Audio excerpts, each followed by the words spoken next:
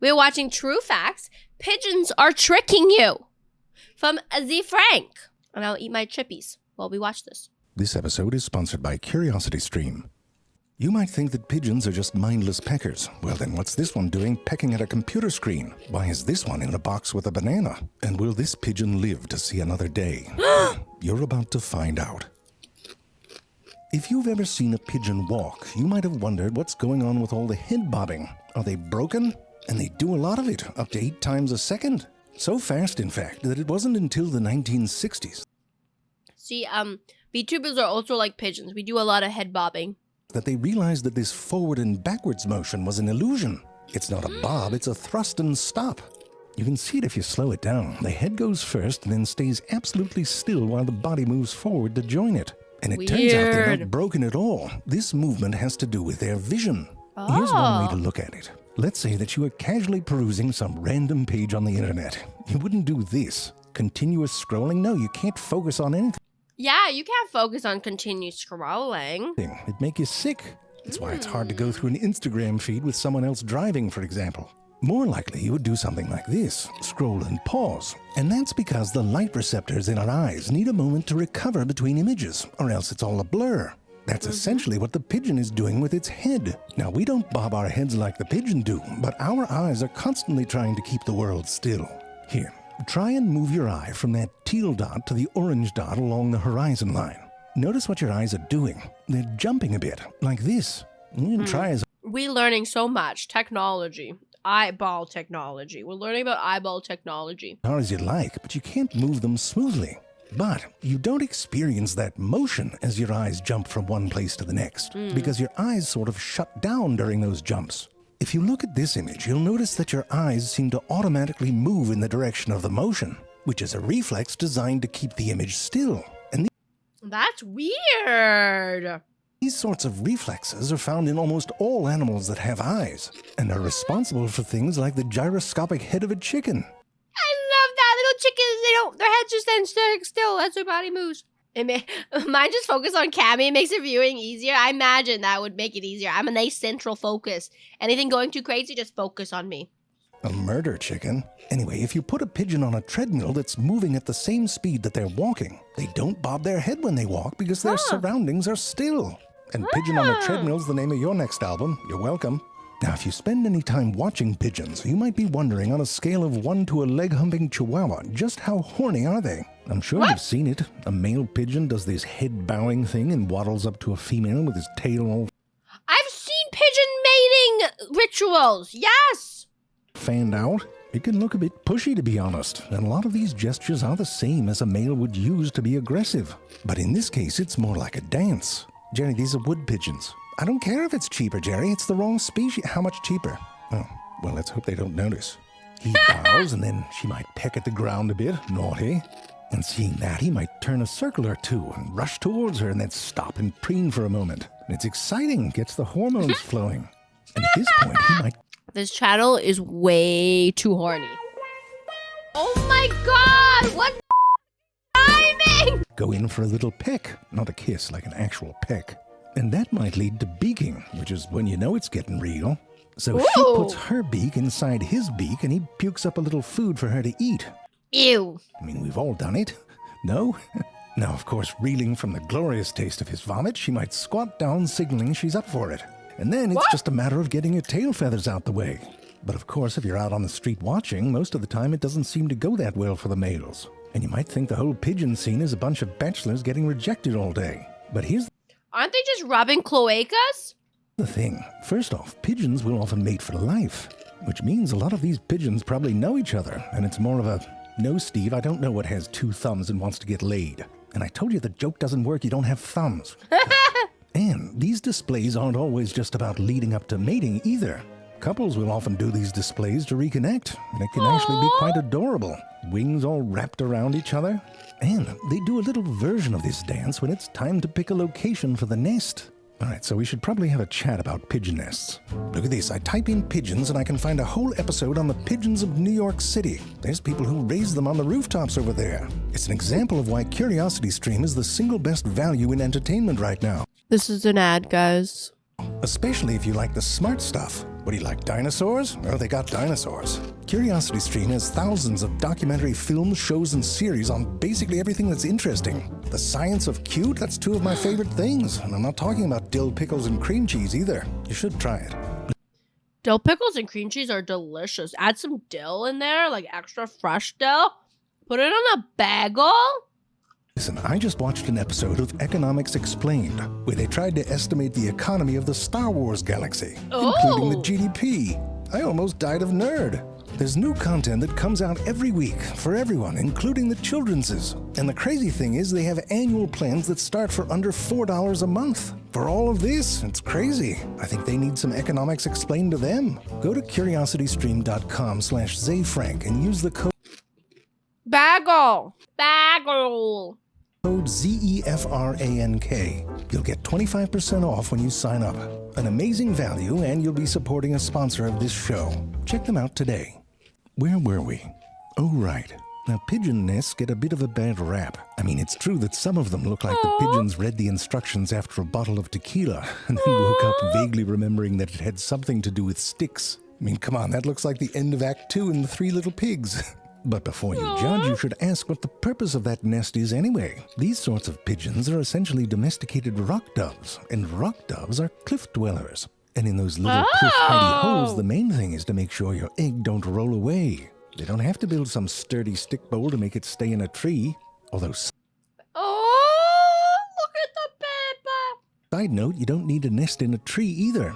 It turns out the white tern turns out an egg right into the armpit of a tree branch. No sticks at all, so by comparison, a pigeon is... That's so risky, that poor egg. a regular Frank Lloyd Wright of nest building. And even if it is a single stick, don't you worry, those babies are going to be comfy. Mom and Dad are on it, literally. They take turns sitting on that nest and almost never leave it unattended. They take it serious. I mean, you can see they don't even always make it to the outhouse. I know it's not explicitly written in most parenting books, but I do think the norm is to put some distance between the crib and where you shit. No judgment. Anyway, this goes on for a while. Look at the babies. Adorable. If you've never seen a pigeon baby before, it's because they stay in the nest for up to a month after they hatch. And by then, when they can fly away, they look all grown up. And there it is. That's the life of a pigeon. Do a little dance, make a little love, get down, or a stick, for the nest. Rinse and repeat. And you might wonder if maybe there's not that much going on in those little noggins. And of course, that's why they put one in a box with a banana. See if the pigeon could work that out. I know the temptation here is to feel superior, like, come on, I could do that. Pigeons are so smart. We domesticated them. We were best friends with pigeons. We got email and we ditched pigeons. As soon as we got email, we're like, I don't need no pigeon anymore. Bring back justice for pigeons. Yes, but listen, have you ever been in a box with a banana? Might be kind of overwhelming. Going through the life choices you made that led you to that moment, and depending on how ripe the banana is, it might stink in there. I mean, it's enough to make this pigeon forget it can fly, But it eventually has the wherewithal to use the little stool when it gets a bit peckish. And once you show a science hippie you can do something like that, forget about it. They're testing you on everything. They wanted to understand courtship better and set up a whole video dating scenario. And it worked. The pigeons saw each other on the screen and started doing, the moves. But then the science hippies put a delay in the feed. So he's like, what's your name? And she says, nothing. And he says, do you come here often? Nancy. And he's like, oh, is Nancy a name? And she's like, no, it's my first time. And the whole thing gets screwed up, but now they know that there's some back and forth going on. And you might be thinking, well, what are they looking for? What makes a bird attractive? So just like on Tinder, you can show a pigeon photos and see which one elicits a courtship response. Wait, why do they look so creepy? What? Look at that one. That one has no face and that one has no eyeballs. And you can manipulate those images to accentuate certain traits. Maybe make the eyes bigger or that. I mean, if you have Photoshop open, you might as well go for it. Anyway, it turned out that the eyes didn't matter so much, but they did like a nice-sized beak. But here's the thing, though. It didn't matter where it was. You could swap the beak and the eye, and they'd still be into it. What's crazy is this has support from an experiment in the 80s. These baby chickens who'd never seen anything before had to choose between a stuffed bird and a stuffed bird that was all jumbled up. Remember, this is the 80s. Everyone's on cocaine. This is what science was back then. Anyway, the chicks didn't mind the jumbling as long as there was an intact face. Like this one was on par with a normal bird, but this one was just... So it's interesting. So it's like the birds only process the face. They don't care about the body. I see. See, they just care about a pretty face, guys. You don't need to have a hot body to impress a bird. It's a bit too much. And you might be thinking, if pigeons can get into a bird with a beak where its eyes should be, it's probably not so visually sophisticated. All right, so let me ask you, which one of these is a picture of breast cancer? You don't know, but you can train a pigeon to tell. I want to say the left one. The left one looks more breast cancer-y. But pigeons can tell the difference between breast cancer. Great. You. Turns out they have sensitivity to patterns and visual relationships that's on some AI level shit. And they're doing it with images they haven't seen before at an 85 to 90% level of accuracy. That is really high accuracy. What? Why are they so good at identifying breast cancer? And that's not all. Pigeons can make children cry with science. Some pigeons were trained to discern good children's art from bad children's art, which apparently had to do with how realistic the drawings were. Again, the pigeons did a great job, sparing parents the cost of sending their kids to art school. I mean, clearly that one is bad and that one is good. Like, look at that. You'd have pigeon guidance counselors. Check this one out. You can teach a pigeon a bunch of words, some of them real words like bust, and some of them nonsense words like varn. Now the pigeon gets a treat if it pecks on the word that's real, or the star shape if it's a made-up word. Oh. Now you start mixing in new words that the pigeon's never seen before, both nonsense and real. And you know what? The pigeon's able to tell which ones are real and which ones aren't. It picked up patterns on what... Pigeons are so smart. I'm doing great. I'm starting to recover slow and steady. I was just eating a few chips. But now I'm craving like a whole entire cucumber. What makes a word real? You can't bullshit a pigeon. And I'll tell you, if you want to invest in a company that makes peck-proof screens. Because the science hippies seem to use them quite a bit. Here they got pigeons pecking color patterns in order for peanuts or whatever they eat. And then patterns made out of shapes. What is that, a book? A windmill? Oh, and the words peck me. No. A cucumber salad. You know the TikToks? The cucumber guy? What are you guys thinking? Get your head out of the gutter. Someone was having fun in the lab. And here they are remembering patterns even after the shapes get covered up. I mean, the bottom line is they have some pretty sophisticated visual cognitive abilities. Read not dum-dums. I mean, their brain is about the size of a walnut, but it's jam-packed with neurons. More than twice the density of our brain, but it has to process a lot of information.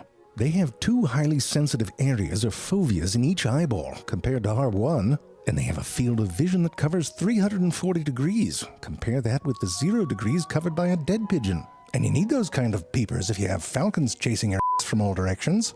And it helps with navigation, especially from above. You try telling a Walmart from an IKEA just based on the shape of the roof. I can't tell the difference based off the shape of the roof. Let alone finding the exact park bench where that crazy pigeon lady has strewn morsels of stale hot dog buns. But you can release some pigeons 40 miles away from home in a place they've never been, and they can find their way back before dinner. So how do they do that?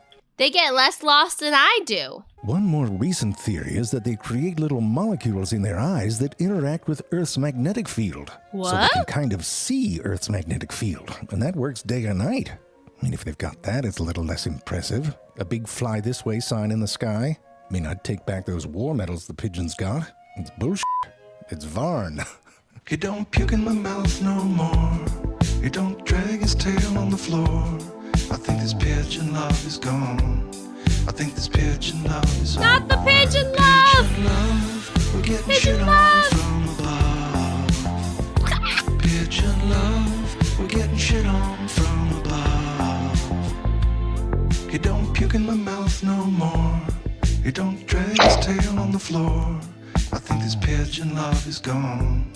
I think this pigeon love is over. Pigeon Not the love, pigeon love! we're getting shit on from above. Pigeon love, we're getting shit on from above. Oh my god, this was fantastic!